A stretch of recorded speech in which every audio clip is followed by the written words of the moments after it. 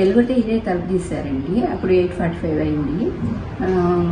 ఆయనతో మాట్లాడి ఏదో వచ్చేసేయండి అని వినిపిస్తుంది నాకు అట్లా. అంటే మీరు రమ్మంటే ఎలా వస్తాను, ఇప్పుడు వచ్చి రాత్రిపూట అని నేను అంటున్నారు. ఇప్పుడే వస్తాను, మంచినీళ్ళు తాగన్నా వస్తాను అని అన్నారు. అని ఇంతకు వచ్చారు. అప్పుడు నాకు అర్థమైంది. ఇంకా ఆయన అరెస్ట్ చేశాము, నోటీస్ ఇవ్వకుండా ఎట్లా చేస్తారు, ఇప్పుడే ఇచ్చారు కదంటే మాకు అరెస్ట్ చేస్తున్నాము చేయమన్నా అని చెప్పారండి. అరెస్ట్ చేస్తున్నామని చెప్పి. అంటే ఆ సమయంలో అతను ఏదైనా పోసాని గారు ఏమైనా హెల్త్ గురించి ఏదైనా అడిగారా? అన్నారండి.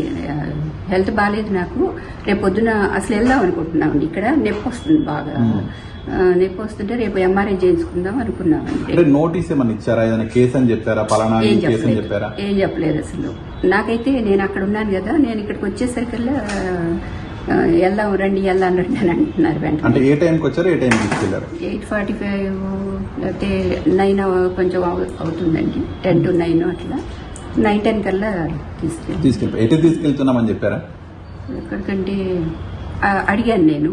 ఆయన మీరు ఇంత రాత్రిపూట వచ్చారు, ఎందుకంటే పగలు రావచ్చు కదా, మరి ఆయన వస్తానని అంటున్నారు కదా, రాత్రిపూట ఎందుకు ఇప్పుడు అని అంటే ఇప్పుడు వెళ్లాల్సిందే, టైం అయిపోయిందని ఫోన్లు మాట్లాడుతున్నారు. వాళ్ళే ఫోన్లు మాట్లాడి రాగానే డైరెక్ట్ లోపలికి వచ్చారంటే ఇట్లాంటి కమ్యూనిటీ అపార్ట్మెంట్స్ లో పర్మిషన్ అసలు పైకి వాళ్ళు పంపించలేదండి అసలు, లేకపోతే తెలిసేది. వాళ్ళే డైరెక్ట్ గా వచ్చేసారు అసలు పైకి వచ్చేసారు. పోలీసులు చెప్పారా? అసలు అంటే ఇద్దరు పోలీస్ డ్రెస్ లోనే ఉన్నారు కదా, ఉన్నారు. ఇంకో ఇద్దరేమో అంటే ఎటువంటి అంటే ఏదైనా కేసు గురించి చెప్పారా? మన డీటెయిల్స్ చెప్పారా? అంటే ఫస్ట్ అక్కడ ఒక 2 నిమిషాలే మాట్లాడారు. మరి అప్పుడు ఆయనకి ఏమైనా చెప్పారో నాకైతే తెలియదు. నేను యువతలకు వచ్చేసరికి ఏం చెప్పలేదండి. అంటే ఈ నైటే తీసుకెళ్లిపోతాము ఖచ్చితంగా అని చెప్పారా? చెప్పారండి. పోసాని గారు ఏమన్నారు అసలు? ఆయన రియాక్షన్ ఏంటి అప్పుడు ఆ టైంలో? నేను వచ్చేసరికి చెప్తున్నారు, నేను నోటీస్ ఇవ్వకుండా ఎందుకు అరెస్ట్ చేస్తున్నారు నన్ను, ఎందుకు అని అడిగారు. అంటే లేదు, అరెస్ట్ చేస్తాం, ఇప్పుడు తీసుకెళ్లిపోతాం మిమ్మల్ని, టైం లేదు, తొందరగా వచ్చేసి. మీరేం చెప్తారండి అరెస్ట్ గురించి? ఇట్లా వచ్చి తీసుకెళ్ళిపోవడం అదే వెంటనే అసలు ఏమి టైం ఇవ్వకుండా వెంటనే తీసుకెళ్లిపోయారు. ఎలా ఉంది ఆరోగ్య పరిస్థితి? ఆరోగ్యం కూడా బాగాలేదు. మొన్ననే పొట్టలో మంట నొప్పి వస్తుందంటే అది టెస్ట్ చేస్తే H. pylori అని వస్తే యాంటీబయాటిక్స్ కూడా ఇచ్చారండి. ఇంకా 3 days వేసుకోవాలి. అసలు వాళ్ళ అబ్బాయి కూడా ఉన్నారు. మీరు చెప్పండి అంటే ఈ అరెస్ట్ మీద మీరు ఏం చెప్తారండి? అంటే ఎలా ఉంది ఇప్పుడు పరిస్థితి, ఏంటి? అంటే వాళ్ళు వచ్చి అది చెప్పేటప్పుడు ఎందుకు అరెస్ట్ చేస్తున్నాం అనేది అంటే నేను ఫస్ట్ ఏం చేయాలో తెలియలేదు. సో అంటే నాకు ఇంకా రికార్డ్ చేసి నాకు యువరాజ్ అన్న తెలుసు కాబట్టి ఇంకా. అంటే ఆ సమయంలో ఆయన కొంచెం ఆందోళనగా ఏమైనా కనబడ్డారా పోసాని గారు? అంటే ఆయన ఫస్ట్ చాలా ప్రశాంతంగానే, అంటే డిఎస్కలేట్ చేయడానికే కామ్గానే మాట్లాడి, అంటే కూర్చోబెట్టి మాట్లాడడానికి ట్రై చేశారు. కానీ వాళ్ళు కూర్చోమన్నారు. ఇంకా వాళ్ళు ఆల్రెడీ అరెస్ట్ దాంట్లో ఫిక్స్ అయ్యే వచ్చిన. మీరు ఏం కోరుతున్నారు దీంట్లో? అసలు పోలీసులు ఎక్కడికి తీసుకెళ్లారు, ఏం కోరుతున్నారు? అదే మరి 2 చోట్లనే ఉంది కదా, దానిలో నోటీస్.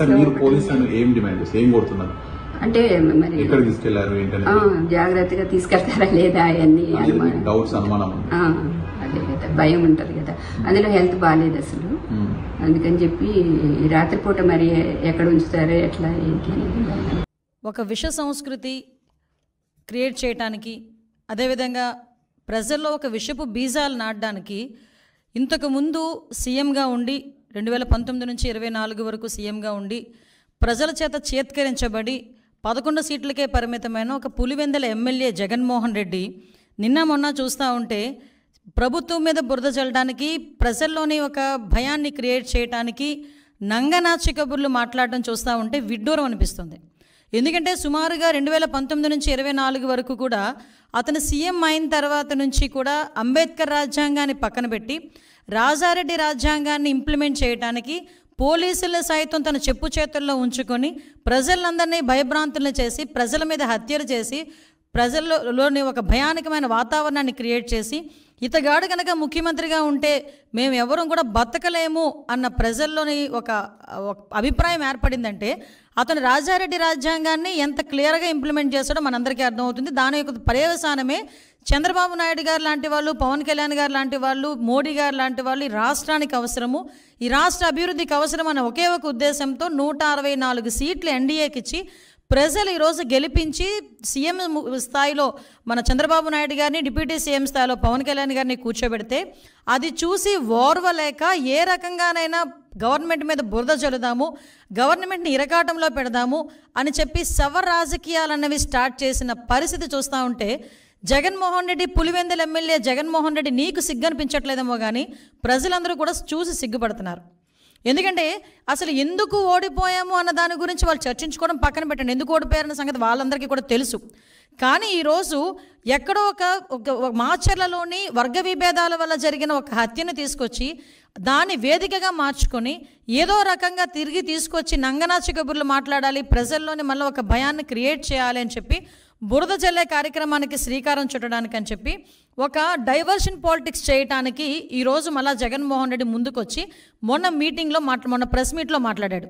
నిజంగా చెప్పాలంటే జగన్మోహన్ రెడ్డి ఆ రోజు మాట్లాడిన మాటల్ని బేస్ చేసుకొని ఈరోజు గవర్నమెంట్ ఎందుకు అతని మీద చర్యలు తీసుకోకూడదు? ఎందుకు నేను ఈ మాట మాట్లాడుతున్నానంటే, ఆ రోజు జగన్మోహన్ రెడ్డి మాట్లాడుతూ చాలా ఎలిగేషన్స్ చేశారు. ఆ ఎలిగేషన్స్లో సుమారుగా 36 రాజకీయ హత్యలు జరిగినాయి ఈ 45 రోజుల్లో. దగ్గర 300కు పైగా హత్యాయత్నాలు, 35 ఆత్మహత్యలు అని చెప్పి ఏదో 560 చోట్ల ప్రైవేట్ ఆస్తులను ధ్వంసం చేశారని రకరకాలైన ఎలిగేషన్స్ అనమాట. 490 ప్రభుత్వ ఆస్తులను ధ్వంసం చేశారని, 1000 వరకు దౌర్జన్యాలు, దాడులు చేశారని ఫిగర్స్తో సైతం ఇచ్చారు. వీటన్నిటి గురించి పక్కన పెట్టు, 36 రాజకీయ హత్యలను మాట్లాడు. నీ దగ్గర డేటా ఉందా? డేటా ఉంటే నాకు ఇవ్వండి ఒకసారి.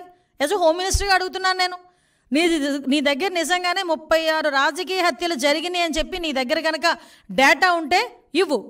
డేటా లేకపోతే ఎందుకు అలా చేసావు? నీ మీద ఎందుకు చర్య తీసుకోకూడదు పులివెందుల ఎమ్మెల్యే జగన్మోహన్ రెడ్డి నీ మీద? ఎస్, ఒకసారి చెప్పాలి.